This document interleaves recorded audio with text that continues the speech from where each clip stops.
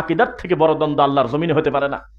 যেভাবে কামরুল ইসলাম বিন অলিপুরি ভাই আগাচ্ছে, এভাবে যদি উনি আরো সত্য সামনে নিয়ে আসে, আমার ধারণা বাড়ি থেকে তাকে পিটায় বের করা তো অবশ্যই নাখানি গুম করে দেয় বেদাতিরা।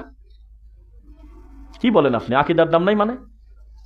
এক দেওবন্দি, সব দেওবন্দি বলতেছে আকাবির পূজা করে। জি হুজুর, জি হুজুর। একটা ছেলে খালি বলছে যে আমাদের এই কওমি মাদ্রাসার এই শয়তানের চেলাচামুন্ডা গুলো এমন ডাইরেক্ট কোরআন হাদিসের দলিল আনলেও তারা মানে না। এই কথা বলার কারণে আজকে তার পরিস্থিতি কত খারাপ।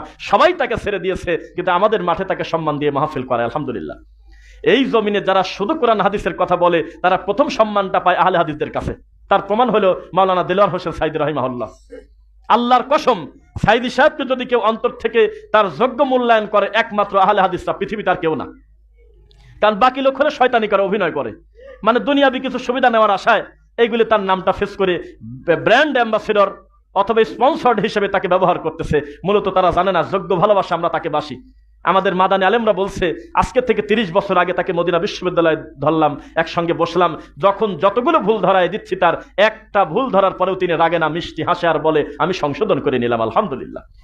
একটু তার ভিতরে বক্রতা ছিল না, আর তার নাম ভাঙিয়ে মিলাদ করে খাচ্ছে। কম কলিজা লাগে না যখন প্রধান বক্তার নাম তুফাজ্জিল বৈরাগী, যখন প্রধান বক্তার নাম হাবিবুর রহমান যুক্তিবাদী, এমন একটা টাইমে সালাতুর রাসূল বইটা উঁচু করে সাইদী সাহেব দেখালেন, এটা কম জিহাদ না।